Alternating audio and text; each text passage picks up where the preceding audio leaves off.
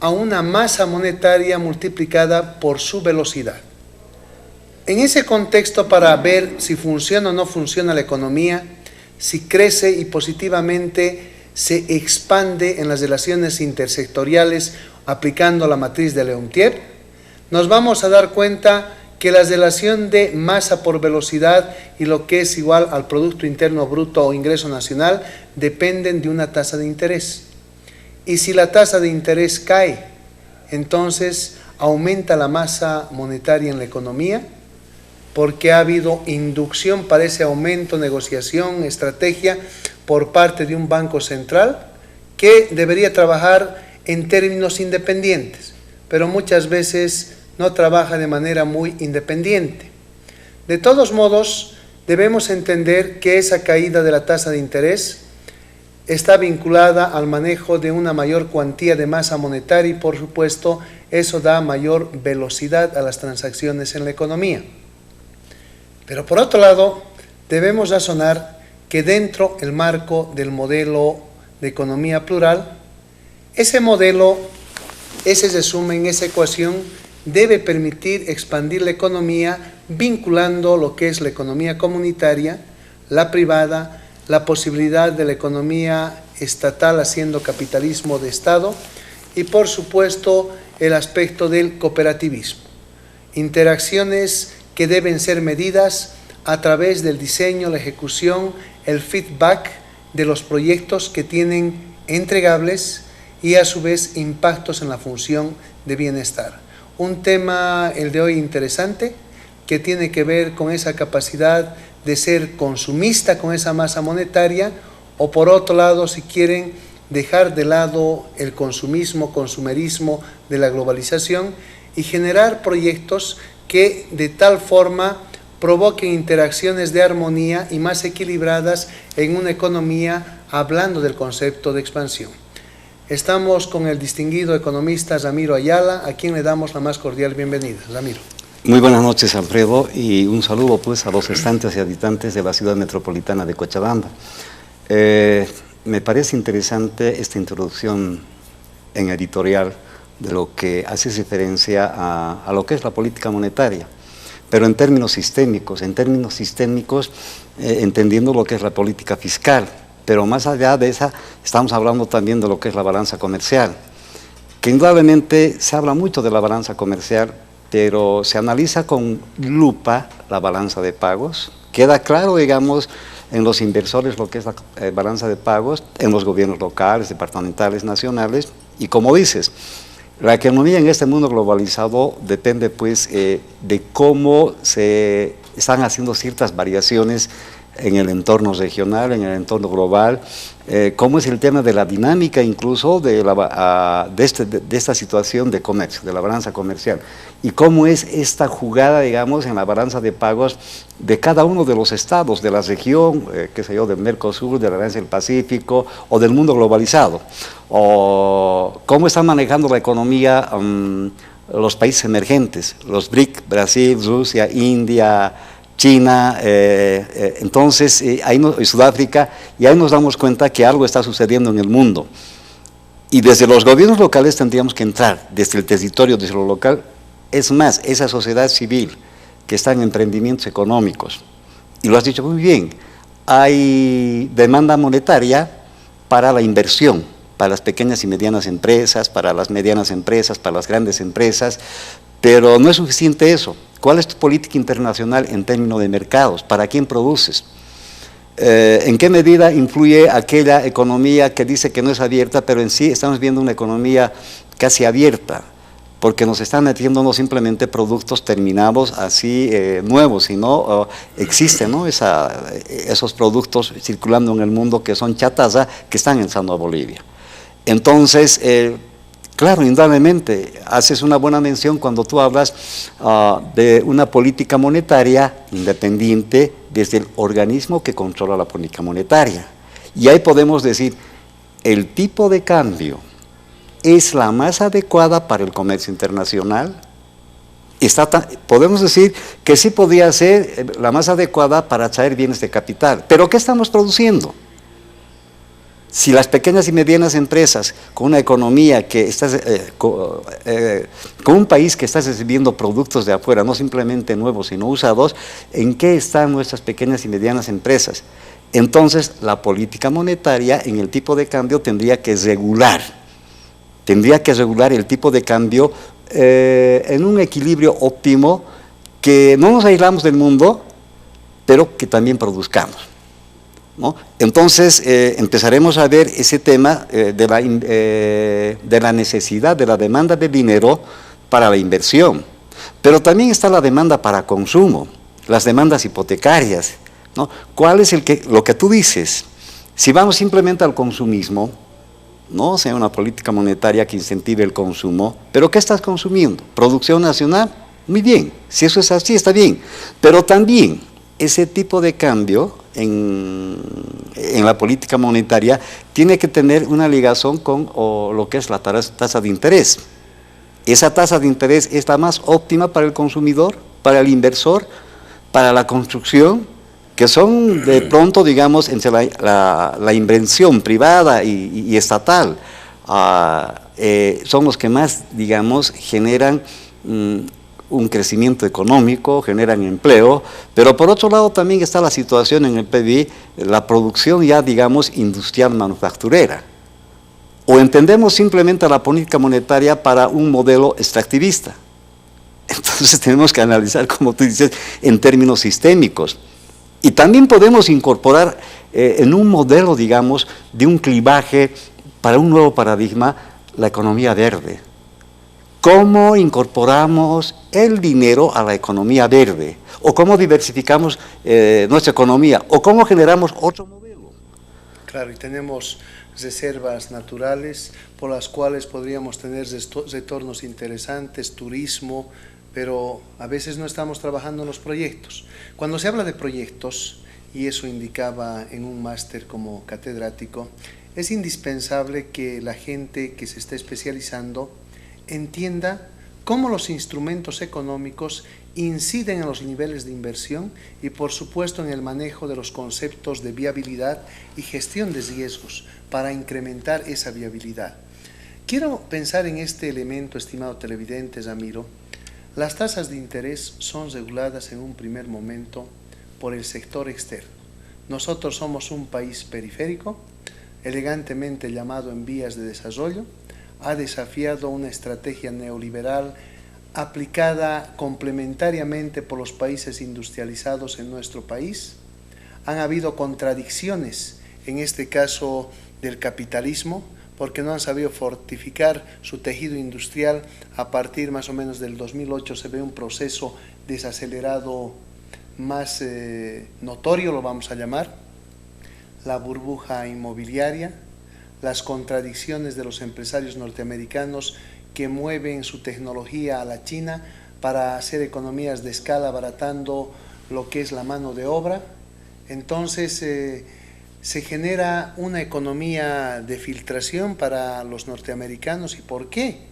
Sencillamente porque producían para los norteamericanos en el exterior, en la China, en la India, y se salían los dólares. Y la pregunta del millón es, ¿quién tiene la plata de los norteamericanos? Los chinos. Y los chinos han resguardado muy bien esos dólares. Entonces, esa economía de filtración de los norteamericanos nos ha favorecido también en un momento específico, porque ha habido una debacle, y nosotros, cuando hablamos de un modelo de economía plural, hemos generado, si quieren, una economía de inyección, pero ¿a partir de qué?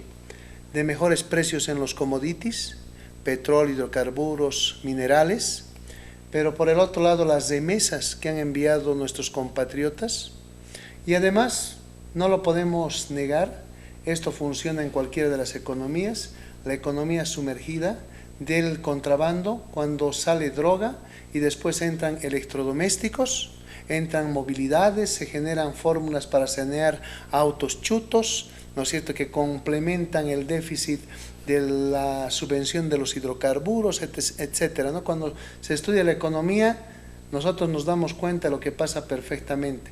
La mayoría de la gente no se da cuenta. Entonces, ¿qué es lo que pasa? Se lava los dólares que también ingresan producto de ese contrabando que es ilegal, y básicamente se hace el lavado del dinero consiguiendo tiendas con NIT, ¿no es cierto?, vendiendo más barato, y se va dinamizando la economía, ¿no es cierto?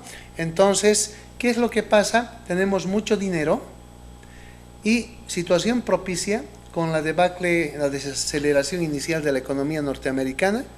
Entonces, esa economía no tiene credibilidad, los chinos están creciendo, los hindúes están creciendo, entonces el dólar no es tan confiable. Se mantiene un tipo de cambio, se bolivianiza la economía, entonces nosotros llegamos a tener hasta el 2014 más o menos 15.000 millones de reservas internacionales netas, que equivalen más o menos a un 40% del Producto Interno Bruto. Y comparando, digamos, hablamos de 38.000 millones de dólares, comparando con lo que se tenía en el modelo neoliberal, de 7.000 a 8.000 millones de dólares cuando culminaba su ciclo, ¿no es cierto? Bueno, pero indudablemente otra vez entramos, digamos, al análisis a precios constantes o a precios corrientes. Claro. ¿No es? Entonces, y es para ver la inflación, ¿no es cierto? Claro, es el tema. Entonces, ¿cuál es el crecimiento real de la economía? Hubo, ¿no? Entonces, en esa lógica, si nosotros no vamos a distinguir lo que son los precios constantes y corrientes y lanzamos la comparación actual con el proceso, con los 20 años, digamos, del modelo liberal o al 2005, hay una distorsión. Por eso, como en economía siempre decimos, ¿con qué base estás trabajando? Claro, pero pensemos en este momento, estimados televidentes, en las cifras, si quieren, las llamaremos corrientes. Corrientes. ¿Correcto? Modelo neoliberal, un promedio de inversión pública de 500 millones de dólares. Modelo de economía plural, estamos hablando de un promedio más o menos de 5.000 hasta 6.000 millones de dólares. Sí. Listo. ¿Cuál es el poder adquisitivo? En el modelo neoliberal, una unidad monetaria, un boliviano, nos permitía comprar 5 panes. Por ejemplo. ¿No es cierto? Correctísimo. Y hoy compramos dos panes con un boliviano, y panes menos robustos que los de antes, claro, en peso, en combinación. Entonces, ha habido un proceso de inflación grande. En algún momento se lo llama galopante, porque por ahí hemos pasado hasta el 300%. Bueno, por ejemplo, aproximando a la canasta familiar, ese pan, si tú le colocas a la canasta familiar como base indicador un celular, eso te hace ver que estás bien por el celular, pero por el estómago no. Pero en esa situación, mi querido Alfredo, a ver, has hablado de los Estados Unidos y de China. China sigue siendo la segunda economía del mundo, quiere ser la primera. Los Estados Unidos debe tener en estos momentos 16.000 billones de dólares, digamos, de reservas, así. China debe tener 9.000 a 10.000 billones, ¿no? O sea, a ver, las cifras y los ceros casi no nos alcanzan, pero esa es más o menos la dimensión. A 15.000 millones de dólares, ¿no? O sea, mira esa brecha. Pero a su vez también has hecho el indicativo de países emergentes, que también pues tenemos un vecino acá que es Brasil, y tenemos que ver el acontecimiento político, social, cultural, económico en Brasil que afecta a Bolivia. Porque de última tenemos una relación comercial en términos de un modelo extractivista con Brasil, no es otra cosa. Con la Argentina lo propio. Pero dentro de ese marco, de ese trabajo económico, de succionar, digamos, el capital, lo sigue concentrando los Estados Unidos, que reenvía, digamos, a través de las inversiones con marcas y patentes que cobra más de eso, porque siempre se ha hablado de la situación del déficit de los milicos en los Estados Unidos. Pero ¿por qué sigue existiendo? Uno se pregunta, ¿no? Es más, hay una política de los Estados Unidos, no, basta, nosotros vamos a producir. Es más, en sectores donde había una depresión, digamos, en términos laborales, ha ganado las elecciones Trump. Siendo que Obama incluso incorporó políticas sociales como el tema de la salud, que lo están tratando de eliminar. Es más, en aquellos sectores de inmigrantes en el sur ha ganado Trump. ¿Pero por qué? Incluso yendo en contra, si tú quieres, de los migrantes mexicanos. Los mismos mexicanos han votado por Trump. Los mismos cubanos han votado por Trump. Entonces, ¿qué está sucediendo? No en el mundo. Por otro lado, China dice, bueno, le conviene el mercado norteamericano. Y tú me dices, y de pronto haces más o menos una situación de dar luz en el camino, China seguirá siendo socialista o es capitalista en su modo de producción. Entonces, podríamos decir que tienen un modelo mixto, ¿no es cierto? Sí, políticas internas y políticas externas. Claro que es así. Es que casualmente ahí está el tema. Si tú quieres hacer política monetaria, si tú quieres hacer política fiscal, que está en nuestra constitución política del Estado, es más, están los 4 niveles, digamos, de economía en Bolivia, que siempre se ha practicado. Hay una que está metida ahí, que podría haber sido, digamos, una práctica de comunidades muy antiguas, de recolección de todo eso. Podría ser, porque era la forma, digamos, antes de la colonia de vida. Podría ser. Pero también había una especie de imperios, ¿no? Por eso decimos que el imperio inca. Pero en esa situación uno trata de ver cómo está diseñado nuestra política internacional. No podemos despreciar a China, no podemos despreciar a India, no podemos despreciar a Rusia, no podemos despreciar a Brasil, que también es uno de los emergentes. O a Chile. O a Chile, o la Argentina. Correcto. ¿No? Pero dentro de ese marco, el diseño de la política exterior implica una fineza en la elaboración de las normas. Pero como tú dices, desde lo endógeno a lo exógeno. Entonces, ¿cómo están nuestras relaciones internacionales con el mundo? De pronto, en estos momentos, Alfredo, en estos momentos, los inversores extranjeros están viendo las elecciones en Argentina. ¿Y cuál es el parámetro de medida? Si Macri consolida mayor representación en el Congreso o en la Cámara de Diputados. Si eso es así, es buena señal para los inversores extranjeros, porque estaría cayendo Cristina y no tendría la senaturía. Están viendo eso, porque Macri ha comprometido unas transformaciones de las leyes, desde lo laboral, de las leyes de producción y todo ello, pero no tiene esa mayoría. Del 100% de las leyes presentadas en esta sugestión, que son recién de 2 años, prácticamente han aprobado el 40% del Congreso. Y gran parte de las normativas lo ha hecho por declaración de necesidad de urgencia, por decreto ejecutivo.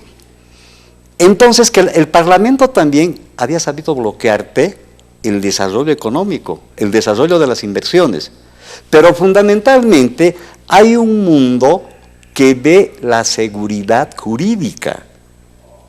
Y en lo endógeno, Alfredo, nosotros estamos bloqueados mentalmente en las interacciones cotidianas, peor en la normativa y en el concepto de justicia. Es que estamos en una pelea absurda de tratar de posicionarnos, ¿no? Pero no de dar señales claras al mundo. Y en esa lógica seguiremos siendo atrayentes mientras haya necesidad de gas. En la región va a seguir habiendo necesidad de gas, pero ¿qué tal? La Argentina con sal, gas, cubre, digamos, su demanda interna, todo ello, además con la diversificación de la economía, ya rompiendo, digamos, haciendo un clivaje de este modelo extractivista al modelo de la economía verde. Estamos hablando de la energía solar, de la energía eólica, que Chile, por su necesidad, ha avanzado bastante, Alfredo, por su necesidad, ¿no? Porque dijeron, bueno, tenemos esa necesidad y tenemos conflicto en el sur, y tenemos conflicto, no, pero el conflicto bueno es con el país, indudablemente. Entonces no vendemos a Chile gas, perfecto, no vendemos, pero Perú sí puede venderle gas. Pero lo más paradójico de esto, e irónico, es que Chile vende a nuestro primer mercado, que es la Argentina. Alfredo, el 90 ya estábamos vendiendo nosotros gas a Argentina, es más, el 91, 92 se cierra porque tenían... Y Brasil recién es.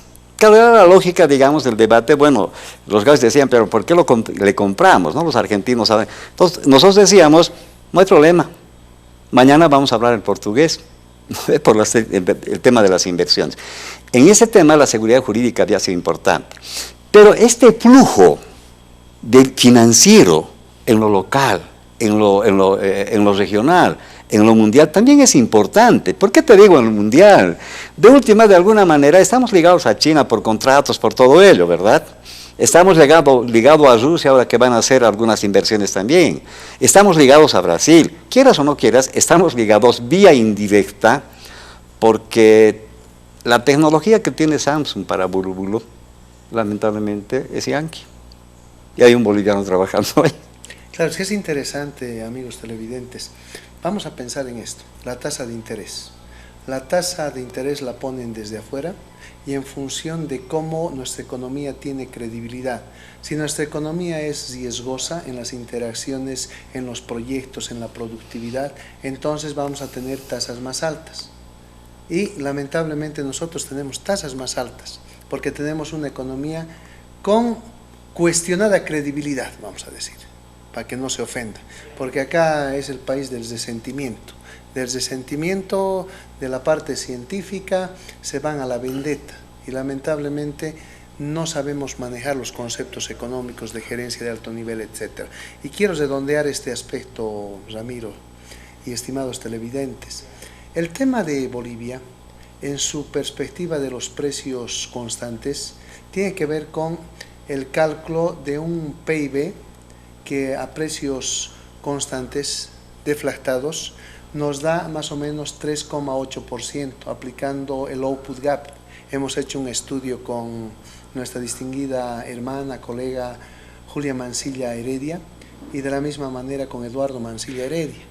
Y estamos preparando algunos libros también para que evolucionen, ¿no es cierto? Mira, Alfredo, haciendo un paréntesis, es lo importante, pues, que tú me expliques la economía deflactada a precios constantes. Y yo diré, en el 70 tenía tanto ingreso.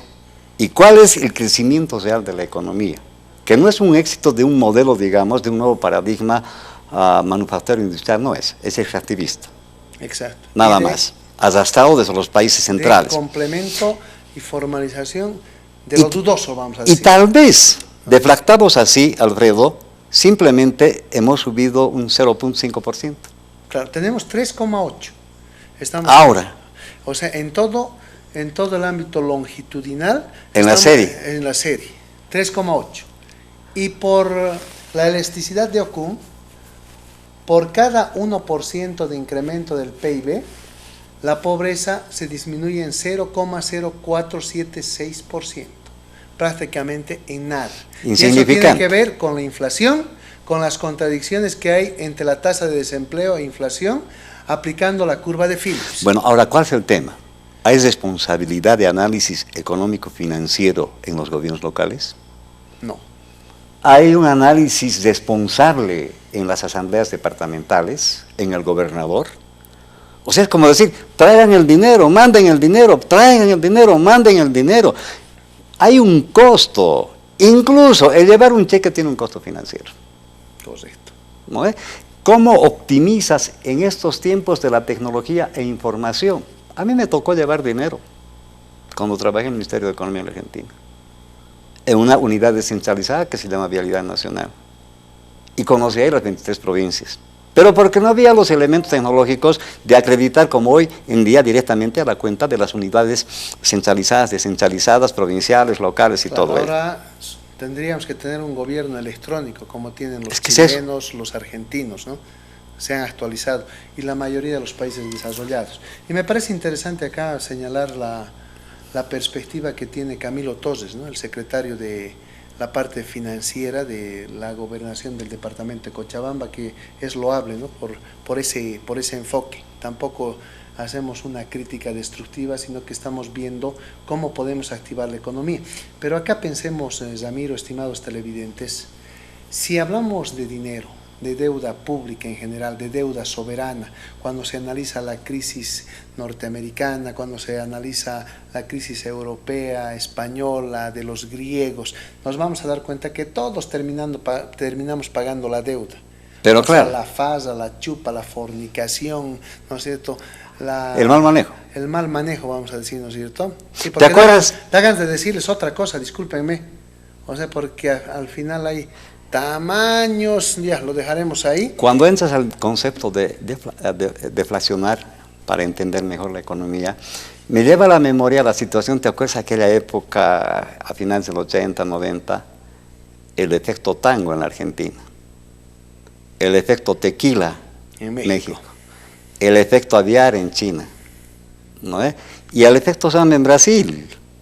Y parece que no hemos aprendido, o nuestros teorizantes o manejadores de la cosa pública y de la cosa privada también, me parece que no han visto los ciclos económicos y estas crisis profundas.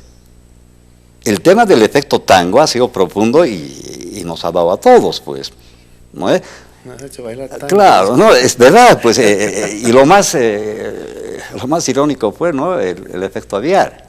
Pero a pesar de eso, China ya es la segunda economía del mundo.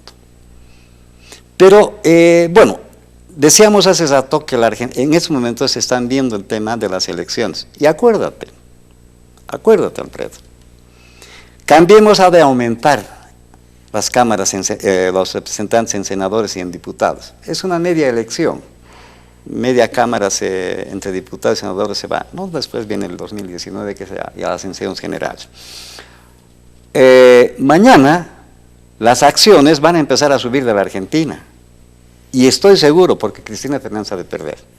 No estamos influenciando en votos, seguramente en estos momentos está en cuenteo, ha de perder. Cambiemos con Macri, ha de aumentar en la Cámara de Diputados.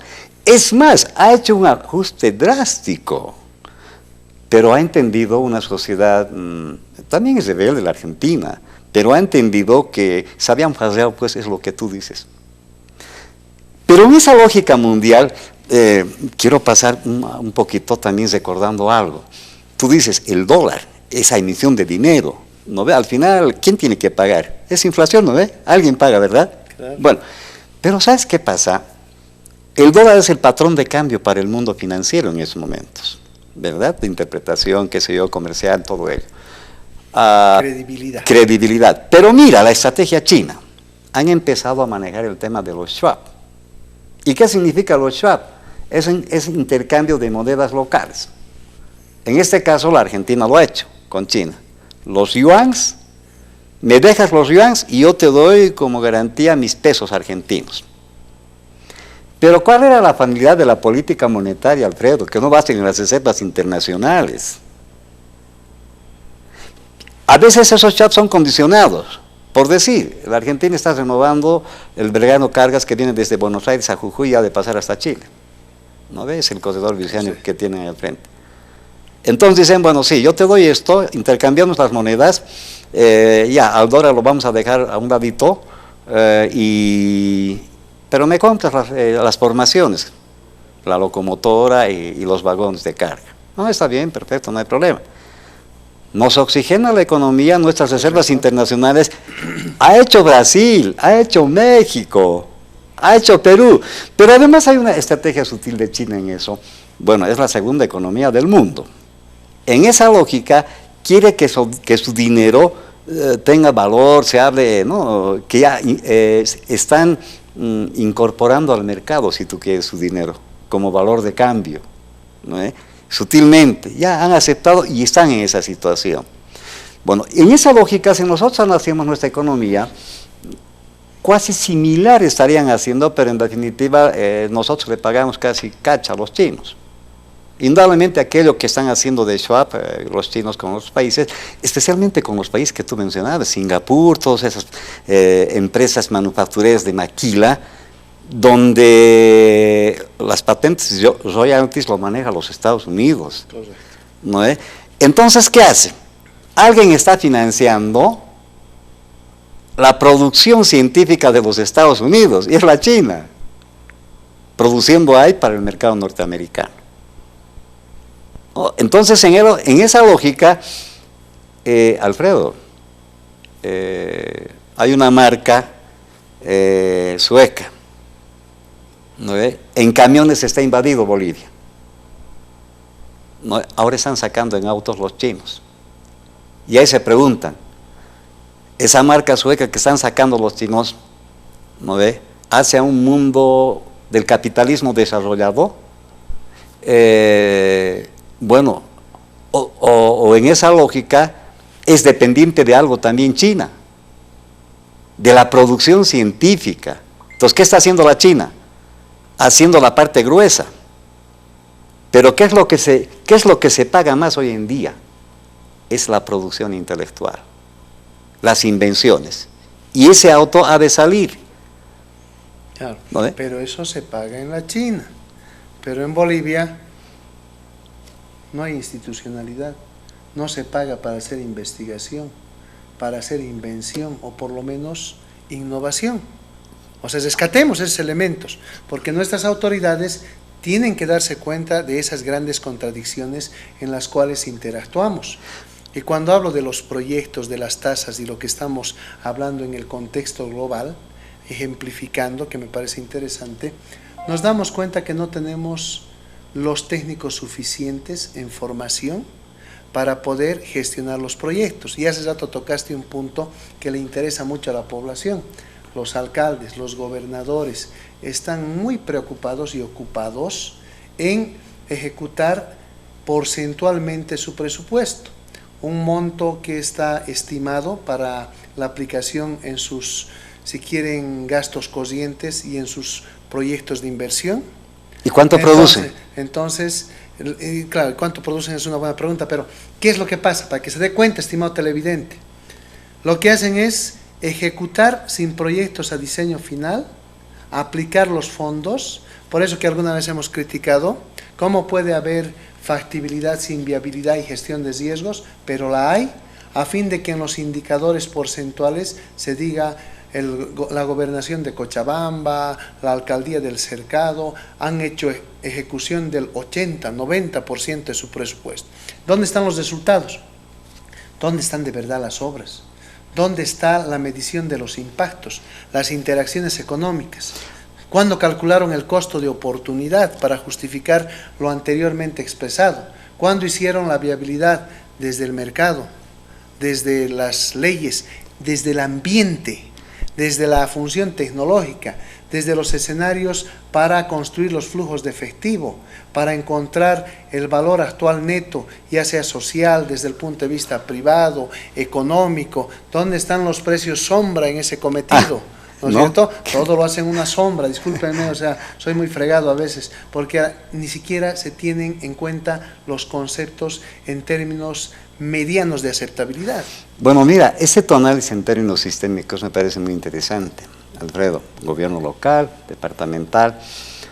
A ver, en estos momentos, Tucumán, una población, una intendencia, lo que sería la alcaldía acá, ya digamos Villa Tunari similar, porque producen limones. Están vendiendo limones a los Estados Unidos. Han logrado vender. Como contrapartida dicen, bueno, ya vamos a hacer más comercio, pero les vendemos carne de cerdo los norteamericanos a la Argentina, que también se genera un debate. De la misma manera, en esos sectores de municipios de Tucumán, están llevando arándanos a Europa.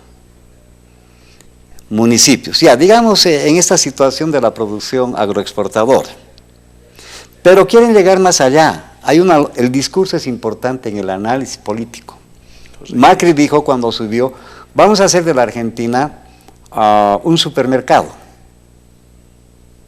o sea que le van a dar valor agregado a la producción agrícola para el mundo. Y están buscando economía de inyección, no de filtración. Claro. Seguridad real, y soberanía alimentaria. Real, ¿no es? Porque nosotros en esa lógica, por ejemplo, esos flujos financieros que van, digamos, a los gobiernos locales, has dicho seguridad alimentaria. ¿Tenemos seguridad alimentaria? Cuando de pronto yo voy a la cancha digo, ay, chirimoya, sí, son peruanos. Ahora todo el año hay chirimoya. Vas, compras palta. Bueno, esta temporada hay producción de palta. Pero en tiempos que no hay, igual hay palta. Son peruanos, son ecuatorianos, ¿no es? Entonces, en esa lógica, ¿qué es lo que está sucediendo? ¿No? Esos gobiernos locales, ¿a qué le están dedicando? ¿No? Villa María, una productora de harina, ya la agroindustria nos llega como harina acá, porque no tenemos la capacidad suficiente de llegar a la soberanía alimentaria, o seguridad siquiera. Porque hablar de soberanía alimentaria, piensan que es decir nomás en términos simbólicos, soberanía alimentaria del gobierno local, departamental, y todos, oposición, oficialismo. No. Soberanía alimentaria significa producir la cantidad suficiente para consumo y el producto excedente exportar para generar mejores ingresos. Correcto. Y en esa lógica flujos financieros, movidas de tasa de interés, ¿no es? ¿Cómo es, pues, política monetaria para que esa producción sea competitiva al margen de incorporar el conocimiento científico, digamos, a esta situación de la producción, ¿no es? Para generarle competitividad tienes que manejar política fiscal, pero también política monetaria. Claro, y al mismo tiempo se trabaja la política cambiaria. Pero, por supuesto. Pues es combinado. Entonces, a ver, Alfredo, es más, a nosotros tal vez nos falta el elemento netamente financiero. Ahora hay una carrera que se llama Ingeniería Financiera, ¿no? Que está más dedicado a esa situación. Fluctuación de bolsa, ¿no? Es claro. Pero en esa lógica estamos hablando de un trabajo multidisciplinario, el diseño de la política internacional. ¿Qué quiero yo con el mundo? Bueno, pues hay que ir a ese lugar del tango con productos, a ese lugar de la samba con productos, a ese lugar de la tequila con productos, ¿no? Al Japón igual hay que ir con productos y no traernos simplemente tequila, el sake de Japón, a la caipirinha de Brasil y el vino de la Argentina. Nos vamos a marear, ¿entiendes? ¿No? Entonces, llevaremos. Y en esa lógica es tan importante que las pequeñas y medianas empresas entiendan lo que es el manejo financiero. Es muy peludo el tema del manejo financiero. Son centavos que te lleva a la ruina o que te baja. Es más, hay una transparencia o hay una sutil interpretación de las tasas de interés desde la banca. Está regulada por el Banco Central, permite, por decir, yo tengo una tasa de crédito de un interés de 9% anual, X monto de dinero, entonces digo yo voy a pagar capital más interés tanto por mes. Como esos saldos de capital va disminuyendo, pero de pronto, bueno, ese es mi cálculo financiero. Pero si hay algo escondido más atrás, como la tasa de referencia, cuando los depósitos disminuyen y una economía en desaceleración, disminuyen los depósitos, la tasa de referencia aumenta. Pero en ese caso, ¿quién es el afectado? El pequeño productor. ¿Por qué, Alfredo? Primero porque tiene que pagar ya más. Correcto. No con su compromiso económico financiero. Segundo, el flujo no da. Claro, en una economía en desaceleración vende menos. Claro, su flujo está. Pero tiene que seguir pagando a sus empleados, tal vez doble aguinaldo. O sea, ¿será bueno el doble aguinaldo en promedio? Y va a haber, si no me equivoco, doble aguinaldo. O tendría que analizar por sectores de la producción si realmente esa rentabilidad, o sea, ese PBI, PYME, llega al 3.5% por lo menos, no creo, Alfredo. Viendo la situación de gente amiga, recorriendo la ciudad metropolitana de Cochabamba, ves que mucha gente ya está trabajando en pérdida, uno. Segundo, bueno, que definitivamente te contrato por tarea, así no pago nada. Segundo, digo, bueno, si me molestas tanto, prefiero trabajar con mi familia. O sea, las pymes en realidad que tendrían que tener una posibilidad de crecimiento, de poder crecer como empresa, de pyme a mediana, ¿no? De mediana, ni siquiera grande, me quedo en mediana. Porque aquí no hay grande. No hay grande. O sea, la pequeña, la mediana, tienen una informalidad grandísima en este contexto, porque al final no se sabe qué cuantía producen, cuáles son sus mercados, su tema impositivo es irregular, sacan un NID para acceder al crédito, pero la información está falseada, cómo le damos liquidez en una bolsa de valores en Bolivia o en otro lado, es imposible. Entonces un colega hacía una investigación sobre este tema, ¿no?, para su tesis doctoral, y le digo, hermano, no te ofendas, pero ¿cómo vas a estudiar la informalidad para plantear modelos de desarrollo, para hablar de temas financieros sin poder, digamos, acceder a información real? ¿Cómo vas a validar? Porque la información es la que te permite validar los modelos y las respuestas que vas dando a tus cuestionantes de investigación. Y eso es un equipo, Claro. No es, mira, yo te voy a contar una historia que lo conozco. y lo he hecho el seguimiento. Sucede que estas personas que se dedican a la venta de agregados, bueno, han comprado volquetas más grandes para traer, ¿no? Y después distribuir, ¿no? Pero imagínate, conociendo a una persona que tiene esa volqueta grande, una volquetita pequeña para distribuir y un tractor. ¿Cuál es su ganancia? Que yo conversé muchas veces con él y estás en pérdida, está bajando. ¿Sabes cuál era su ganancia, Alfredo? En esta economía así, pero real. El tipo vivía las 24 horas ahí, dormía ahí. Iba a recoger a Parotani el material en la volqueta grande de 21 cubos, qué sé yo, 25 cubos. Traía su depósito. Agarraba la volqueta pequeña, manejaba eso. Primero, agarraba su tractorcito que tenía para cargar, cargaba. Antes cargaba a mano. Bueno, ya se compró, cargaba, con deuda. Entonces yo decía, ¿sabes qué? Le digo, has hecho el análisis del costo financiero, todo ello, está en bajada, sí te da, está bien, estás creciendo, pero también tienes deudas, está bien, seguramente vas a cumplir. ¿Sabes cuál era? Y que entiende el televidente, la única ganancia era que el chofer debe ganar entre 200 y 300 dólares de la volqueta grande. Él hacía eso. El chofer debe ganar de la volqueta pequeña lo mismo y del tracto de la pala cargadora lo mismo. O sea, él sacaba 300 dólares de chofer, porque no tenía que pagar al chofer. Él ganaba 100 dólares, porque ganaba 1000 dólares de toda su inversión. Pero que no correspondía, ¿No? en función del desgaste. Entonces, imagínate el gran esfuerzo que tienes que realizar, y es lo que yo le decía, para reponer este capital que tienes, especialmente en los rodados, se colocas 20% a la huagaicha, al ahorro. Es que no da para eso. Entonces uno empieza a ver las cubiertas, las llantas del transporte. Todos están peladas, Alfredo. Y vas a ver cada volqueta en cada lugar pinchada. Con suerte colocan adelante para no provocar accidentes. Las nuevas. Es un ejemplo real. Y lo mismo está sucediendo en aquellas pequeñas empresas que se dedican a la carpintería. Peor todavía la carpintería, Alfredo. Peor todavía la carpintería. Yo no sé. Es ¿no que tenemos una ilusión monetaria y somos demasiado hipócritas. Y me expreso y se me vino a la cabeza algo interesante. Pensemos en las universidades privadas. ¿Cuál es el sueldo de un rector? Están trabajando por menos de 10.000 bolivianos. ¿Cómo?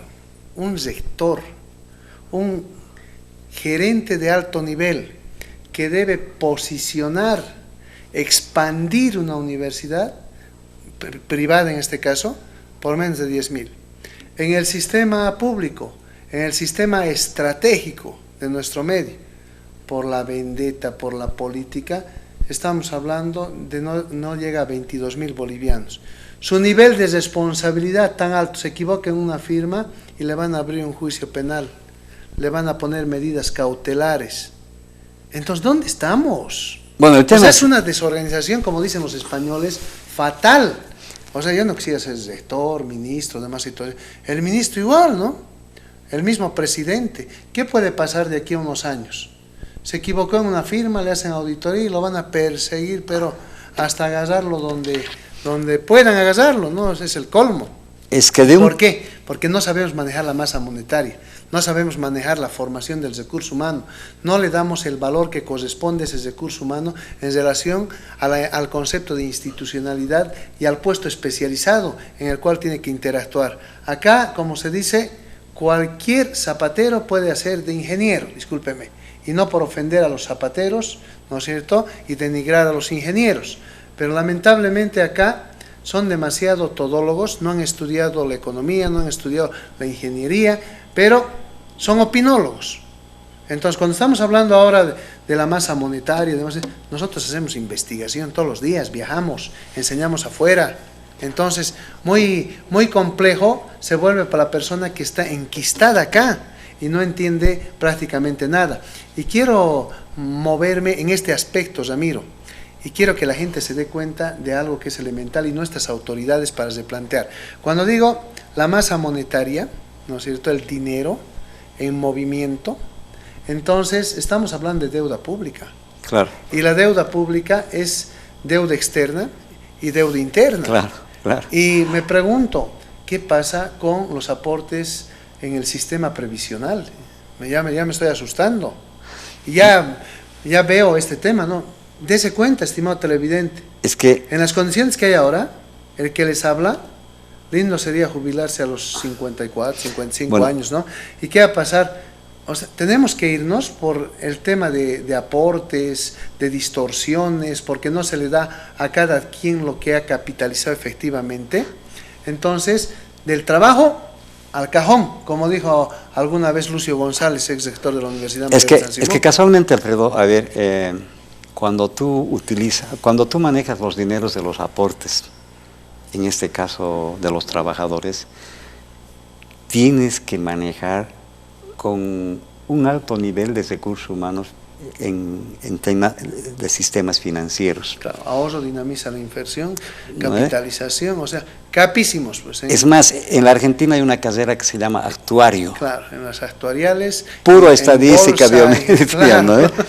Entonces, en ese folder de inversiones, que yo recibo tu dinero y tengo un folder de inversiones, tengo que analizar dónde tengo que invertir para que realmente tenga un rendimiento y tú por lo menos te aproximes con una diferencia del 10% y si no es igual a tu salario real cuando te jubiles. Es que esa es. Cuando uno ve indudablemente en algunos países y dice, sí, no, mi jubilación es esto, pucha, ¿sabes qué? Con su jubilación se está dando vuelta al mundo y todavía puede ahorrar. Incluso con su jubilación todavía está pagando impuestos. Y en esa lógica, ¿por qué crees que mucha gente que se dedica, que trabaja en el magisterio así, no quiere jubilarse? Que está en tema de salud, no quiere jubilarse. Ya pensemos, amigos televidentes, Ramiro, uno tiene un nivel de ingreso y un nivel de consumo. Y cuando se jubila, o sea, cae de golpe. Entonces, ¿qué le queda? Suicidarse. Es que cuando te jubilas, además, ya el mantenimiento, digamos, saludable de tu persona significa dinero, pues, en tema de medicina, la alimentación misma. Gimnasio. Todo, o sea, hasta para ir a un asilo, ¿no? Pero claro. Porque a veces los hijos cometen el error, reciben hasta del padre herencia y demás situaciones y le ponen en la peor pieza, ¿no? Y la esposa, la suegra y otra gente la pasa bomba, ¿no? Bueno, existe pues en las familias, esa lógica cultural existe. Muy desagradecida. Pero en este tema de San Simón, por ejemplo, yo siempre digo, si hay un tema de investigación y lo están trabajando bien, un investigador en las universidades necesita un buen sueldo. Que no tenga problemas de alimentación, que no tenga problemas de luz, que no tenga problemas de comunicación, que no tenga problemas de recreación, que tenga esa capacidad de producción plena y además de pensar. Y que salga a hacer investigación, acción, claro. ¿No? Porque también un cubículo con cámara tampoco va a ser investigación. Bueno, ¿no? Entonces, escritor que se vuelva, no sé, claro, novelista. En ese tema la institución, yo digo, no sé cuánto tendría que ganar un investigador acá, si es $5,000 está bien, pero si esa inversión te ha de generar recursos humanos que del mundo te van a ingresar, lo que tú decías hace rato. Nuestra gente que en el giro de sus salarios es más o menos es el 30% pues, del dinero que ingresa al sistema financiero para darle dinámica a ese flujo que llamas, al tema de interés y toda esa situación, ¿no es? Pero son gente que está poco capacitada, digamos, para pelear en el mundo, de lo que sea van a trabajar, pero mandan el dinero. Pero si tú estás mandando a aquellos soldados bien preparados que, por decirte, el sueldo será de $10,000 mensuales, es otra cosa, ¿verdad? Ramiro, estimados televidentes, culminamos el programa apasionante, vamos a proseguir la próxima semana, vamos a ir conectando la política fiscal, la presión fiscal, el complemento de la inversión pública con la privada y otros elementos de tal manera que entendamos de otra manera la economía, no tan superficialmente, pero no se olvide que si nosotros nos equivocamos en la inversión, si somos más consumistas, nos endeudamos, nos empobrecemos, no avanzamos. Muy buenas noches, bendiciones para todos ustedes y Dios mediante estamos el próximo domingo.